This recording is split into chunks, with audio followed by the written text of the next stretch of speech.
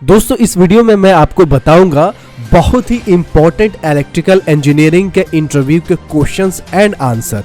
ये इलेक्ट्रीशियंस के इंटरव्यू में भी काम देगा, चाहे आप डिप्लोमा इंजीनियरिंग किए हो या बीटेक या एमटेक या इलेक्ट्रीशियंस का कोर्स कर रहे हैं या इलेक्ट्रिकल से जुड़े हुए हैं और आप जानना चाहते हैं इलेक्ट्रिसिटी, क्योंकि इलेक्ट्रिसिटी आज ऐसी हो गई है जैसे कि रोटी दाल चावल बेसिक एमिनिटीज़ होती है ना, वैसे ही हो गई है इलेक्ट्रिसिटी। इलेक्ट्रिसिटी नहीं होती है, लाइट नहीं होती है तो ऐसा लगता है कि ज़िंदगी में कुछ भी नहीं है।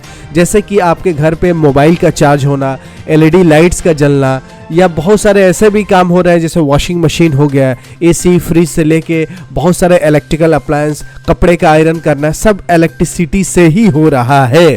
तो इलेक्ट्रिसिटी होता क्या है, कैसे काम करता है, और इसमें जो 3 पैरामीटर्स है जिसको ओम्स लॉ बोलते हैं वो भी मैं आपको बताने वाला हूं। तो वीडियो बड़ा इंपॉर्टेंट है और ये इतना इंपॉर्टेंट है और इतना अच्छा से इसको विजुलाइज किया गया है, पिक्चराइज किया गया है, पिक्चर्स से एक्सप्लेन किया गया है कि ऐसा वीडियो आपको कहीं मिलने वाला नहीं है। और जो ये पिक्चर बनाया है उसको 11 तोपों का सलाम।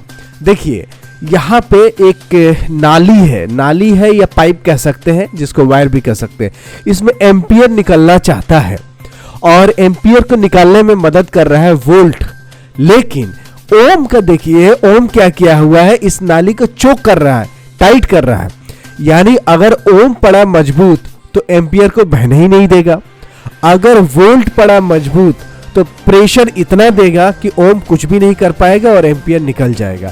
तो इलेक्ट्रिसिटी में 3 जो पैरामीटर है, ओम, एम्पियर और वोल्ट, ये बड़ा इंपॉर्टेंट है।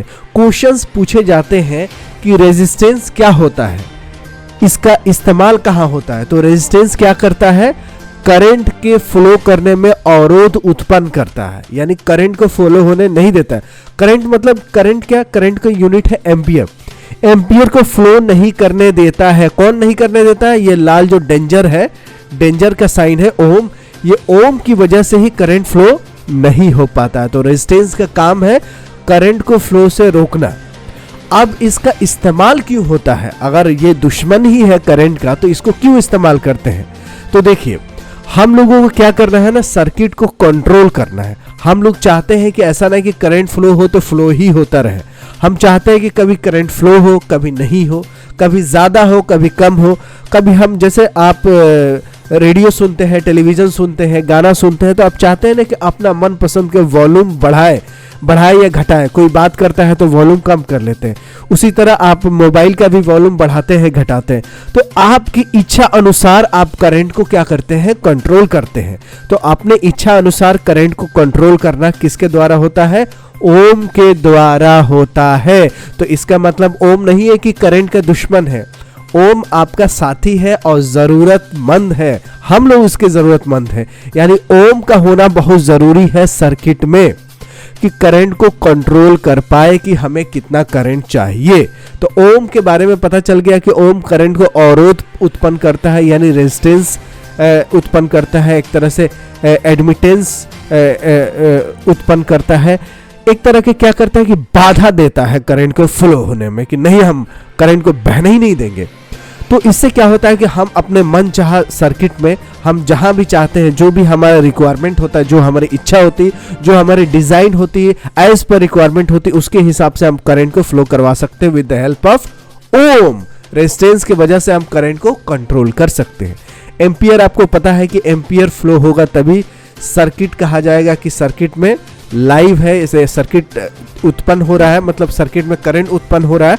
तो ये एम्पियर कैसे चलेगा, एम्पियर अपने आप नहीं चलता। एम्पियर को चलने के लिए वोल्टेज की ज़रूरत होती है। एम्पियर लाचार है, इसके लिए वोल्टेज का अंतर होना बहुत ज़रूरी है। यानी वोल्टेज क्या होता है, चलिए ये आपके अगले स्लाइड्स में बताता हूँ। वोल्टेज का एक्चुअल काम क्या होता है। वोल्टेज एक्चुअल क्या होता है, प्रेशर होता है। कोई पूछे कि वोल्टेज का काम क्या होता है, तो वोल्टेज का काम यही होता है कि धक्का मार के करंट को फ्लो करना। क्या करना, धक्का मार के करंट को फ्लो करना। जैसे यहाँ लात से धक्का मार रहा है ना एम्पियर को, कि एम्पियर इस साइड निकल जाए। तो वोल्टेज का काम होता है प्रेशर देना, यानी सर्किट में प्रेशर को उत्पन्न करना, प्रेशर को देना करंट के ऊपर कि करंट तो फ्लो हो जाओ। अगर वोल्टेज ना हो तो करंट फ्लो नहीं होगा। ये ध्यान लीजिए कि वोल्टेज ना हो तो करंट फ्लो नहीं होगा। सेमीकंडक्टर की बात नहीं हो रही है, कंडक्टर की बात हो रही है। उसमें अलग अलग कंसंट्रेशन से, कहीं हाई कंसंट्रेशन है, कहीं लो है, तो अपने में वो करंट डिफ्यूजन करंट जो होता है वो फ्लो होने लगता है। लेकिन ये कंडक्टर के केस में, क्योंकि हम लोग इलेक्ट्रिकल इंजीनियरिंग के बारे में बात कर रहे हैं, इलेक्ट्रॉनिक्स के बारे में नहीं, तो इसमें बिना प्रेशर के, बिना वोल्टेज का करंट फ्लो नहीं होगा। और एम्पियर क्या होता है? एक धारा है, एक धारा है जो बहता है, और इसको बहने में मदद करता है वोल्टेज, और इसको कंट्रोल कौन करता है? ओम करता है। रेजिस्टेंस जो होता है वो सर्किट में कंट्रोल करता है। अब आपको इलेक्ट्रिकल इंजीनियरिंग के जो भी डिफिकल्ट से डिफिकल्ट क्वेश्चंस आपको समझ में आ गए होंगे।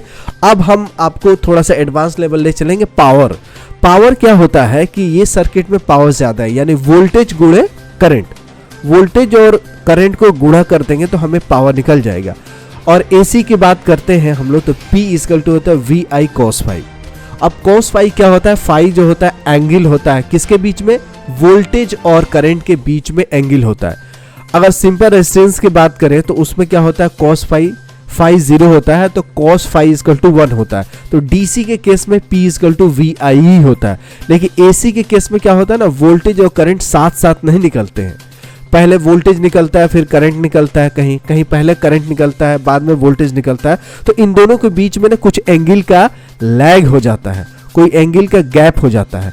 तो पावर इक्वल टू होता है VI cos phi. cos phi क्या होता है? Angle between voltage and current, current और वोल्टेज के बीच में जो एंगल है वही है फाई। और ये एंगल डिफरेंट जगह पे, जैसे कैपेसिटर है उसमें लीडिंग है, इंडक्टर है तो उसमें लैगिंग है, तो लीडिंग और लाइडिंग होती रहती है। यानी वोल्टेज से करंट पहले निकलेगा या वोल्टेज से करंट बाद में। अगर वोल्टेज देने से पहले ही करंट निकल जाए तो उसको लीड बोलते हैं।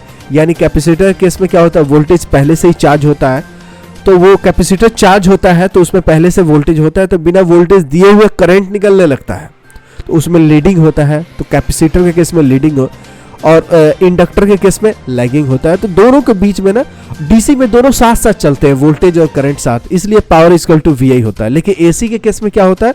वोल्टेज और करंट साथ नहीं चलते हैं, कभी वोल्टेज आगे हो जाता है तो कभी करंट आगे हो जाता है। तो इसमें टॉम एंड जेरी वाला मसला चलता रहता है। तो पावर जो होता है P इक्वल टू VI। अब आप लोग बहुत सारे क्वेश्चन पूछते हैं कि 1 एम्पियर में कितना वाट होता है, 1 वोल्ट में कितना वाट होता है, या 1 वाट में कितना वोल्ट होता है, या 1 वाट में कितने एम्पियर होते हैं। इसके भी बहुत सारे वीडियोस बना चुका हूं और आगे आने वाले समय में बनाऊंगा। और भी कोई कंफ्यूजन है तो कमेंट बॉक्स में लिखिए कि आपको बेसिक इलेक्ट्रिसिटी में क्या क्या कंफ्यूजन है, बेसिक इलेक्ट्रिसिटी में आपको क्या दिक्कतें आती हैं। मैं इसका स्पेशल जो आपके कमेंट्स होगा उसका वीडियो बनाने की कोशिश करूंगा। ठीक है, मिलते हैं ऐसे यूजफुल वीडियो के साथ जिसमें आपकी भलाई हो, आपकी परिवार की भलाई हो और देश की भलाई हो। ऐसी यूजफुल वीडियो के साथ, तब तक you take good care of yourself. जय हिंद, जय भारत।